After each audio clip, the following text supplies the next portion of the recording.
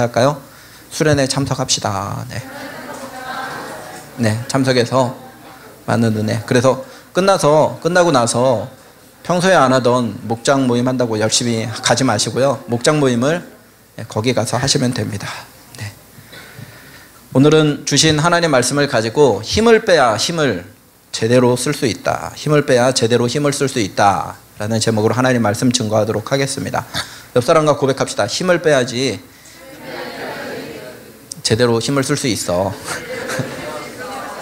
네, 힘을 빼야 제대로 힘을 쓸 수 있습니다. 제가 IT를 다녀오니까, 그리고 휴가를 다녀오니까 예체능의 종목이 수영으로 바뀌었더라고요.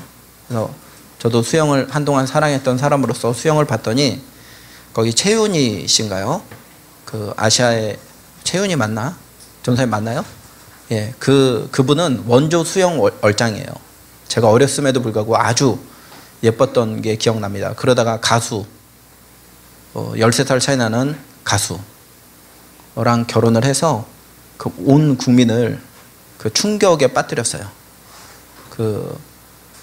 어떤 정도의 충격이었냐면 김연아가 장미여관의 육중환과 결혼한 거예요. 네, 충격적이죠. 네, 그거보다 더 큰 충격을 받았던. 예. 근데 그분이 이제 예체능 수영 감독으로 나오셔서 수영을 하시는데요. 거의 진짜 10몇 년 만에?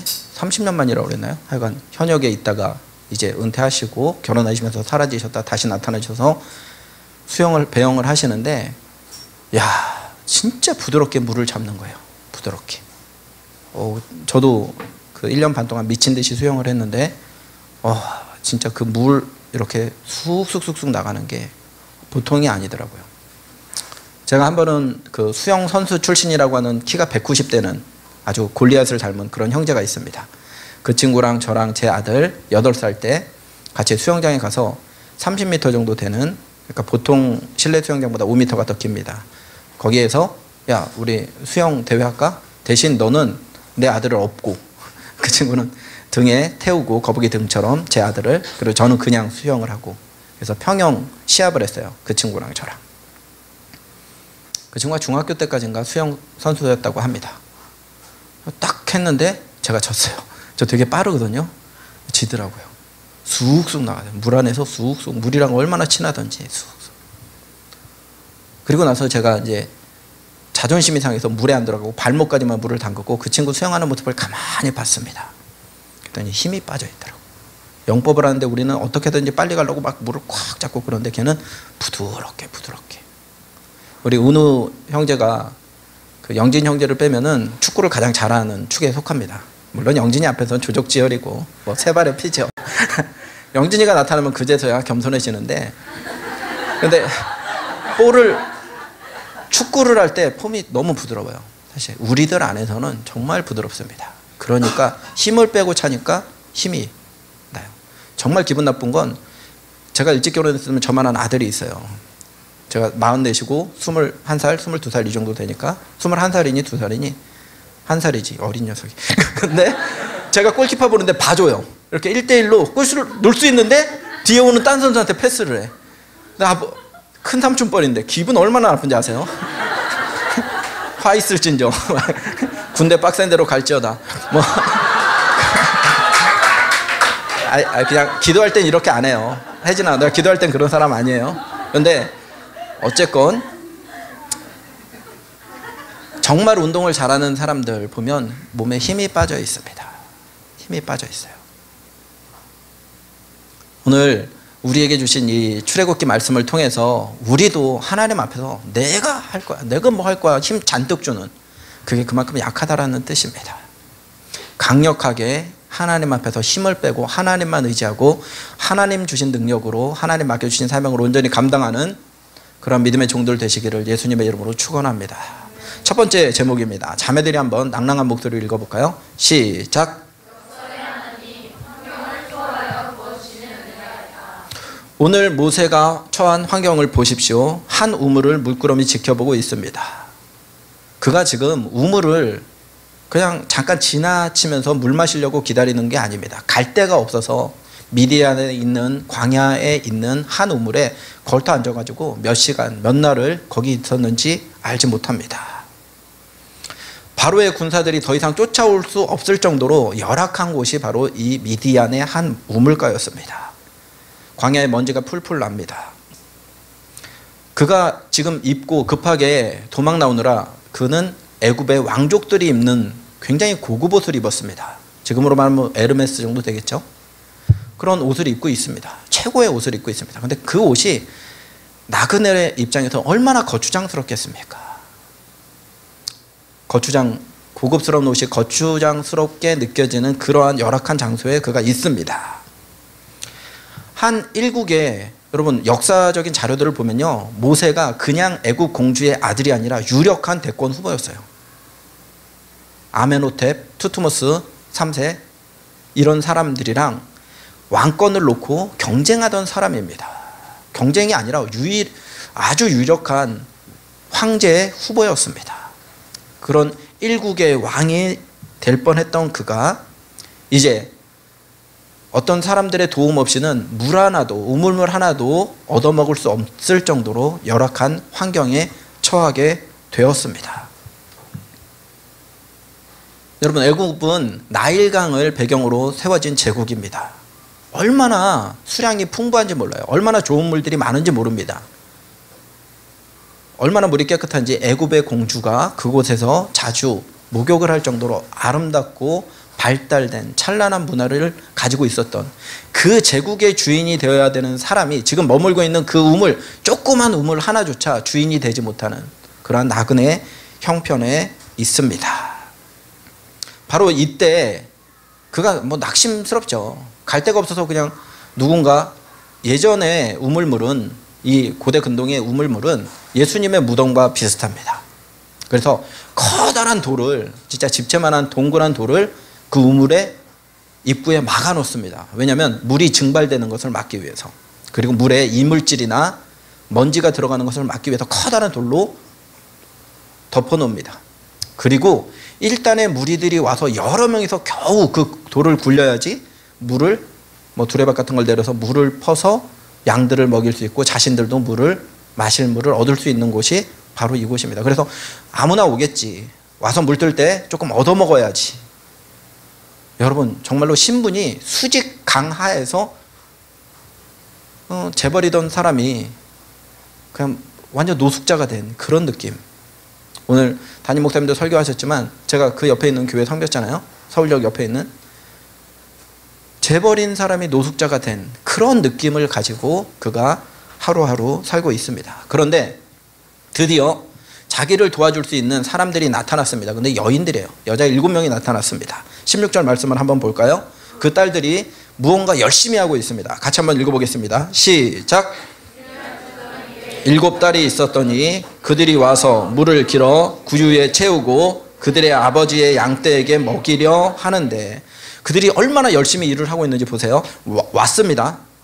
아주 먼 길을 떠나서 와가지고 물을 길고 있고, 그리고 구유에 물을 채우고 있고, 그들의 양떼에게 먹이고 있습니다. 그런데 이 문장이 한글에는 잘 드러나지 않지만 히브리어를 보면 and 오고, 길고, 채우고, 먹이고, 굉장히 급하게, 마치 군대에서 샤워하듯이, 훈련병들이 샤워하듯이. 해봐 한번 가서. 힘들어요. 아, 재밌다. 강단위에서 은우를 맞이하니까 너무 좋아요. 해보세요. 네, 군대 다녀오신 분들 해보십시오. 약간 그런 마음을 가지고 급하게 이들이 막 일을 하고 있습니다. 양들도 급하게 물 먹으면 체하거든요. 근데 그렇게 하고 있습니다. 그 이유를 알 수가 없습니다. 그런데 왜 이들이 그렇게 급하게 하고 있는지 단서가 될 만한 말씀이 바로 그 뒤 말씀인 17절에 나옵니다. 17절 말씀 한번 같이 읽어볼까요? 왜 그렇게 그들이 서두르고 있는지 읽습니다. 시작. 목자들이 와서 그들을 쫓는지라. 모세가 일어나 그들을 도와 그 양떼에게 먹이니라. 광야에서 우물이라는 곳은 약육 강식의 아주 대표적인 곳입니다. 먼저 왔다고 먼저 가축을 먹이는 게 아니고요, 힘센 사람이 먼저 그 우물을 차지합니다. 오늘 본문을 보니까 젊은 목자들이 근방에 있는 한량 같은 놈들이에요. 깡패 같은 친구들입니다. 그 친구들이, 미디안 목자들이 와서 여인들을 쫓아냅니다. 원어를 보면 마구 쫓다, 무자비하게 쫓아내다. 그러니까 발로 차고 막 돌을 집어던지면서 야 꺼져 그러면서 욕을 해대면서 쫓아내고 있는 겁니다. 폭력을 행사합니다. 여인들을 무시하는 남자들이 완력을 가지고 우물의 질서를 무너뜨리고 있습니다. 그런데 이것은 단순히 우물물을 새치게 하고 여인들을 위협하는 데 그치는 행동에 머무르지 않습니다. 19절 말씀 한번 같이 읽어봅니다. 19절입니다. 시작. 네.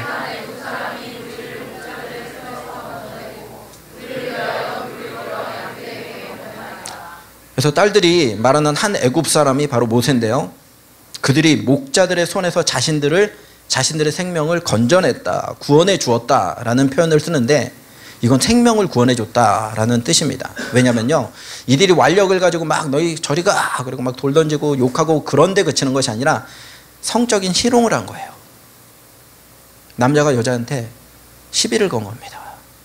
그냥 고이 돌려보낼 생각이 전혀 없이 이 근처에 있는 한량들이, 깡패들이 이들을 위협하고 있는 겁니다. 그러자 옆에서 물이나 얻어먹을까 라고 마음 먹었던 모세가 이제 나섭니다. 그리고 여인들을 건져냅니다.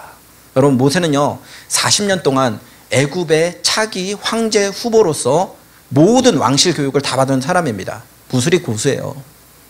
왜냐하면 고대 전투에 있어서 왕이 니네 전진 앞으로 이런다고 백성들이 따르지 않습니다. 그 자신이 병법과 그리고 무술에 익숙해서 몇 명 정도는 쓰러뜨리고 나를 따르라 할 수 있는 강단이 있어야 됩니다. 그래서 그 예가 어디에 나옵니까? 이 앞장에 보면요, 앞절에 보면 모세가 자신의 민족을 압박하는 그 애국 감독을 때려서 죽여버려요. 그 정도로 아주 무술의 고수입니다. 아주 전술에 능통한 사람입니다. 그 사람이 아우라가 있지 않겠습니까? 동네 깡패들한테, 미디안 지역구 깡패들한테, 이 전국구 무예가 아주 출중한 사람이 아주 제압해 버렸습니다. 건져내었습니다. 근데 여기서 우리가 한번 생각해 봅시다. 모세가 지난 40년 동안 살아온 그곳 애굽과 그가 지금 서 있는 미디안 땅을 한번 비교해 보십시오.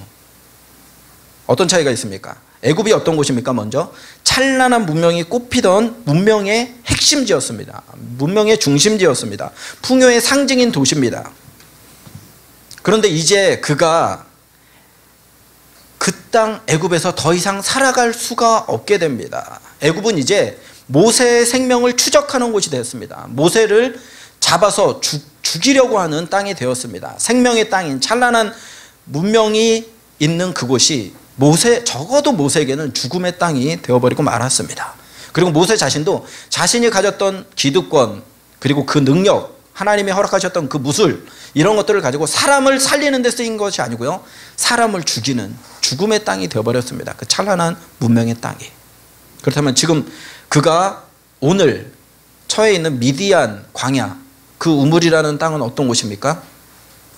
척박한 땅입니다. 메마른 땅입니다. 사람이 살기 어려운 땅입니다. 그런데요, 이곳에서 참 아이러니컬하게도 모세는 사람의 생명을 건져내고 있습니다. 나그네인 주제. 우리 하나님은 참 역설의 하나님입니다. 모세가 그 찬란한 문명의 도시 애굽에서는 미래가 이제 없어지게 되었습니다. 그런데요, 모세의 미래를 하나님이 어디에서 보장해 주시냐면 역설적이게도 이 열악한 땅에서 하나님이 그 미래를 여십니다. 거기에서 자신이 40년 동안 행해야 될 직업을 만납니다. 가족들을 만납니다. 모세의 부인이었던 십보라를, 이 7명 중에 한 사람이 십보라였어요. 그 부인을 만나게 됩니다. 이 장면을 보면서 우리가 깨달아야 되는 교훈이 무엇입니까? 최고의 환경, 최고의 조건, 최고의 땅이라고 해서 그곳이 과연 우리에게 최선인가? 그렇다면 반대로 최고로 어려운 환경과 상황과 형편과 내 마음이라 하더라도 그것이 과연 절망할 만한 환경과 상황인지 다시 한번 생각해야 됩니다. 하나님이 어떻게 역사하실지 모릅니다. 성도의 미래는 우리가 얼마나 인간적으로 잘 준비되어 있고, 그리고 남들보다 비교 우위에 있는 어떤 기술이 있고, 그래서 성도의 미래가 열리는 것이 아닙니다. 하나님이 우리와 함께 하시면 척박한 땅, 미디안 광야에 있는 우물과 같은 땅이라 하더라도 하나님이 앞으로 40년 동안 먹고 살 수 있는, 40년 동안 나의 모든 것을 함께 동고동락할 가족을 만나는 그 축복이 그 척박한 땅에서도 이루어질 수 있습니다. 하나님이 우리와 함께 하심이 정말로 중요합니다. 그것을 추구하는 어떤 환경과 상황 매몰되는 것이 아니라, 상황이 좋다고 방심하지 마시고, 상황이 어렵다고 낙심하지 마시고, 모든 상황과 환경 속에서도 우리를 붙잡아 주시는 하나님 바라봄으로 승리하는 믿음의 종들 되시기를 예수님의 이름으로 축원합니다. 두 번째 주제입니다. 같이 한번 읽습니다. 시작. 네, 힘차게. 점심 안 먹었죠? 힘내십시오. 예수님은 40일을 금식했습니다. 네, 다시 한번 읽겠습니다. 시작. 대가를 바라지 않고 베푼 은혜가 나에게 축복이 되어 돌아온다. 18절 말씀 같이 읽습니다. 시작. 아버지 룸에게 이를 때에 아버지가 이르되 너희가 오늘은 어찌하여 이같이 속히 돌아오느냐. 그들의 아버지가 깜짝 놀랍니다. 평소보다 딸들의 상태가 멀쩡해요. 가축들의 상태가 멀쩡합니다. 뺏기고 죽임당한 가축도 없습니다. 그래서 루엘이 어떻게 이렇게 빨리 올 수 있었니? 그러자 딸들이 한 애굽 사람이 우리를 도왔습니다. 그러자 아버지가 얘기합니다. 야, 그 은인을 그 광야에, 그 척박한 땅에 그대로 두고면 어떻게 빨리 데리고 와. 근데 창세기 18장을 보면요, 아브라함이 부지 중에 나그네, 마물의 상수리 나무 밑에서 나그네를 대접합니다. 근데 그 나그네가 구약에 나타나신 예수님과 그의 천사들이죠.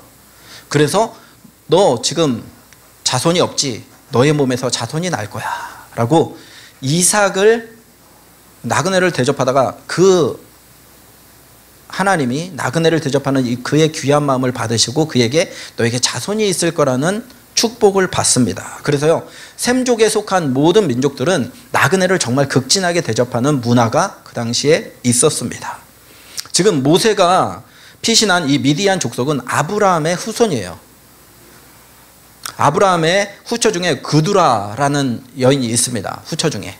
근데 그 그두라라는 여인의 후손들이 거주하고 있던 땅이 바로 이 미디안 땅입니다. 그래서 그들이 우리 조상 아브라함은 이러다가 복받았대, 우리도 복받자. 그래서 그 전통과 같이 지키던 아주 아름다운 미풍양속이 있었는데 나그네를 잘 대접하는, 게다가 그냥 나그네도 아니고 자신의 딸 7명과 그 가축들의 생명을 보호해준 은인이잖아요. 자신의. 그 사람을 그냥 두고 오면 어떡해? 라고 데리고 옵니다. 여러분 보십시오. 모세가 내가 건져내면 이 중에 7명 딸 중에, 루엘의 딸 7명 중에 가장 예쁜 이 시보라라는 아이는 내 부인이 되겠지? 그런 거 계산하고 도왔겠습니까? 아니에요. 대가를 바라지 않고 그냥 도왔습니다. 그리고 루엘이 그 모세를 데리고 올 때 그래? 그 애굽 사람 한 사람 나그네? 그 사람 데려다가 딸 7명밖에 없는데 그래도 형제가 한 명 있는 게 낫지? 그래서 7번째 아들로 세울까? 아니면 괜찮으면 내 딸 중에 걔가 마음에 드는 아이 있으면 이렇게 저자다. 계산도 안 되잖아요. 수도 힘들잖아, 설교하기. 어쨌건 그런 거 계산해서 했습니까? 아니에요. 전혀 대가를 바라지 않고 사회적 약자인 여인들을 도왔을 때 하나님께서 모세의 미래를 여셨습니다. 반대로 시보라가 전혀 갚을 능력이 없는 그 모세를 데리고 와서 한 민족의 운명을 책임지는 지도자를 책임지는 그 하나님의 축복이 그 가정에 또 얼마나 많이 임했겠습니까? 모세를 통해서. 그러한 축복의 릴레이, 선행의 릴레이가 그들 가운데 있었다라는 것입니다. 여러분, 지난주에 이어서 다시 한번 강조합니다. 하나님은요, 고아를 향하여서, 과부를 향하여서, 나그네를 향하여서, 내게 갚을 수 있는 능력이 안 되는 그 사람들을 향해서 우리가 IT에서, 예산에서, 완도에서 행했던 그 선한 일들을 하나님 잊지 않으십니다. 야, 그게 내게 꾸인 거야 라고 말씀하고 계십니다. 찾아봅니다. 요한계시록 22장 12절입니다. 같이 읽겠습니다. 시작.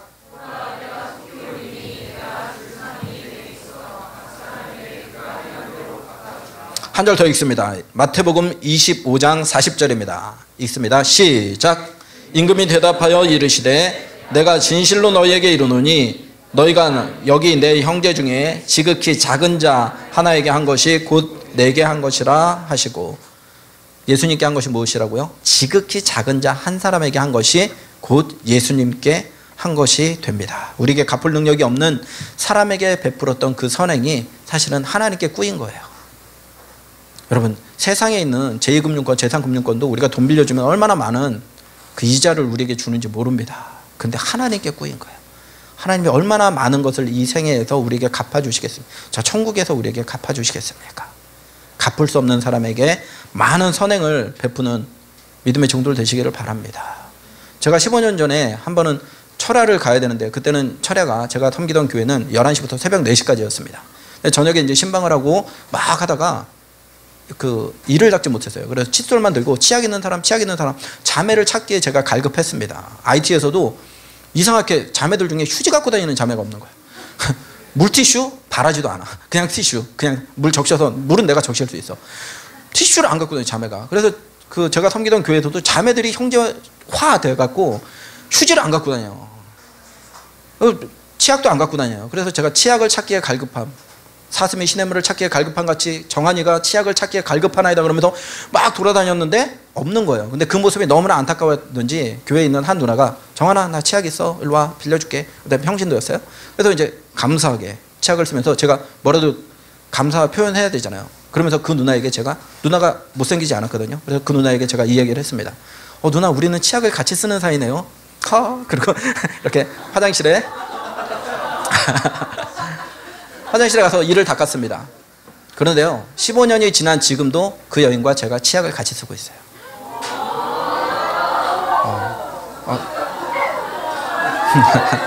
네, 그게 첫 만남이에요. 사실은 집사람과 저의 의미 있는 첫 만남. 자, 자매들 따라하십시오. 치약 들고 다닙시다. 네. 제발 치약 들고 다닙시다. 그리고 티슈 좀 들고 다니십시다. 진짜 따라해요. 티슈 좀 들고 다니십시다. 형제들에게 잘 빌려줍시다. 네, 어떤 일이 일어날지 모릅니다. 15년 전에 저에게 일어났던 그 동일한 복이 지금 이 자리에서 예배드리는 정말로 대가를 바라지 않고 선행을 베푸는 자매들에게 동일하게 임하기를 바랍니다. 대가를 바라지 않고 여러 사람에게 친절을 베푸는 형제들, 인기 없을 수 있어요. 여러 사람에게 친절하게 대하면 자매들을 싫어하는 스타일이거든요. 그럼에도 불구하고 오랫동안 솔로일 것을 각오하면서 여러 사람에게 친절을 베푸는 그 사람들 하나님이 채워주세요. 그리고 여러분들 청년 때 총각과 처녀일 때 잊지 마십시오. 만인에게 인기 있는 거 그 복 아닙니다. 홍수에 먹을 물이 없어요. 고독은 군중 속에서 옵니다. 열매 없는 무화과 나무예요. 인기만 많고, 여러분 우리가 여러 사람 데리고 살 겁니까? 한 사람이랑, 저 좋아하는 한 사람만 있으면 돼요.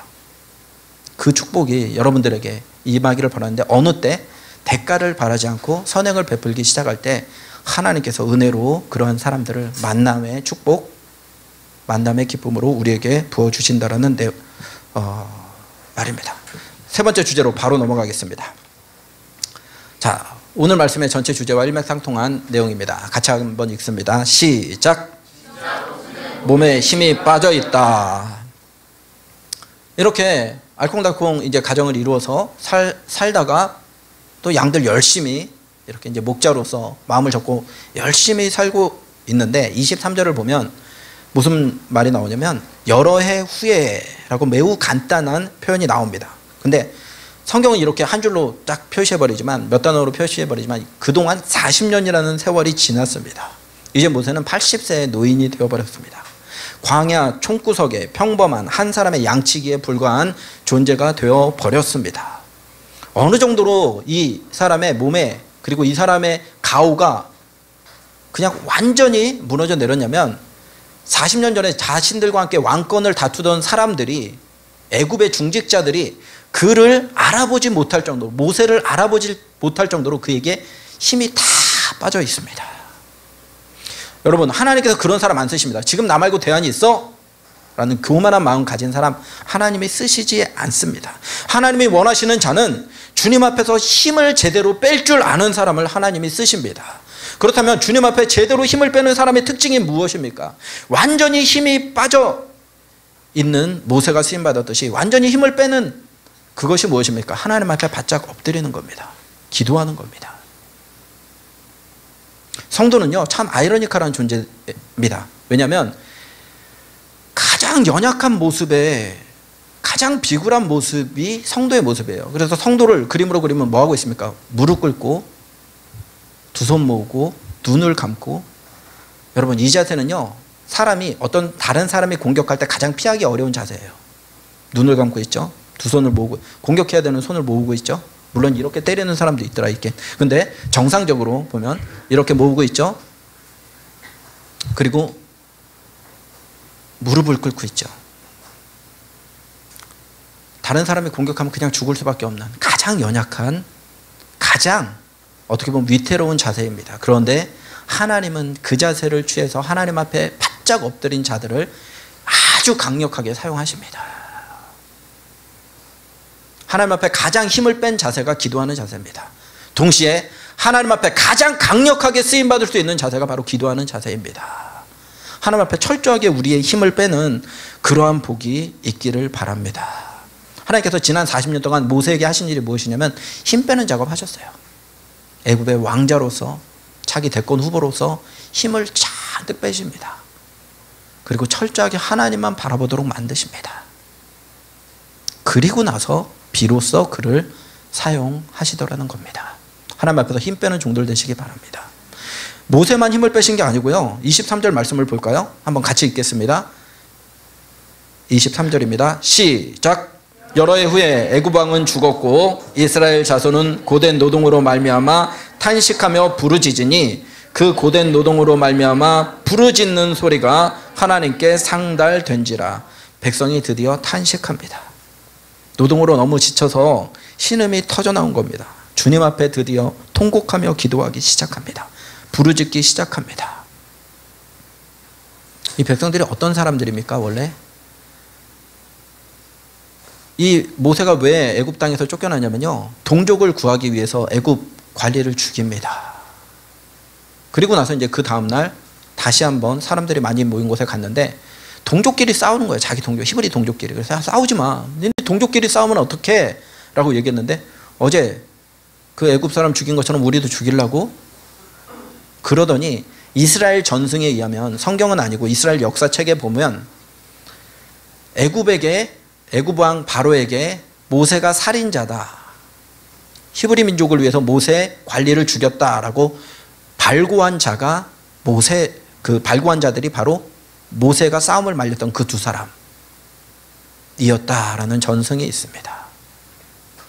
무슨 태도입니까? 그 당시만 하더라도 모세가요, 왕복을 입고 다니던, 왕자의 복장을 하고 다니던, 근데 얼마나 이들이 목이 고든 백성이고 교만한 백성이었냐면 아무리 높은 지위에 있더라도 직속상관한 말 아니면 듣지 않겠다라는 거예요. 자기를 당장 힘들게 하고 어렵게 할 수 있는 자기의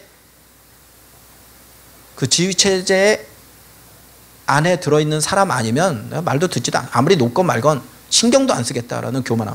그 사람이 신경 거슬리게 하면 그 사람의 약점을 잡아서 언제든지 그냥 죽음의 자리로 그 사람을 몰아버리겠다라는 그 교만함이 이스라엘 백성 가운데 완연했습니다.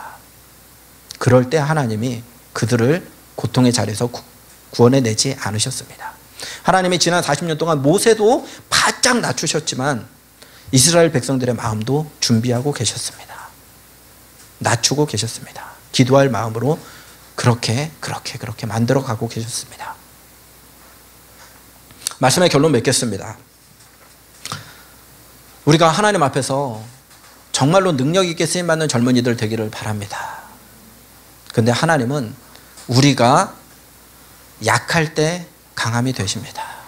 우리가 엎드릴 때 하나님의 능력이 우리에게 나타납니다. 오늘 예배를 시작하기 전에 준비 기도회를 하면서도 제가 같이 찬양을 하고 고백을 했지만 그냥 우리가 잘못된 신앙 상식을 가진 게 있습니다. 무엇이냐면 우리가 약하면 하나님이 도와주셔야 돼. 우리가 사업에 망하면 도와주셔야 돼. 시험에 떨어지면 남들보다 더 큰 은혜를 주셔야 돼. 애인과 헤어졌을 때, 애인과 만나는 애들보단 애인과 헤어졌을 때 다른 거로라도 하나님이 채워주셔야 돼 라는 그러한 마음 가질 수 있습니다. 물론 하나님이 그때 우리와 함께 마음 아파하십니다. 도와주시고 싶은 마음 분명히 있습니다. 그런데 우리가 어려움 처했다고 도와주시는 것이 아니라 어려움 처할 때 하나님 앞에 엎드리고 하나님 앞에 반응하고 하나님 앞에 말씀드리는 그 과정이 있을 때 하나님이 우리에게 강함이 되십니다. 우리에게 힘이 되십니다. 반대로 승승장구할 때 하나님 앞에 반응하는 종들 되십시오. 하나님 이거 내가 한 게 아니에요. 내가 잘라서 주신 게 아닙니다. 하나님이 하셨습니다. 하나님이 부어주셨습니다. 제가 뉴욕에 가서요 정말 부러웠던 것이 무엇인지 아십니까? 록펠러가 하나님이 부어주신 그 많은 것을 가지고 사회에 환원하기 위해서 몸부림친 자국이 있더라고요. 커다란 교회를 지었고요. 재단을 만들어서 얼마나 많은 굶어 죽어가는 사람들을 살렸는지 모릅니다. 그 이면에는 무엇이 있습니까? 그 부자가 내가 잘나고 내가 정책을 잘하고 내가 정말 시대를 읽는 눈이 탁월해서 돈을 번 것이 아니라 돈을 버는 이 은사는 누가 주신 거다? 하나님이 주신 거기 때문에 하나님이 내 주변에 주셨던 어려운 사람들 돕겠다. 그런 겸손함이 우리들 가운데 있기를 예수님의 이름으로 부탁합니다.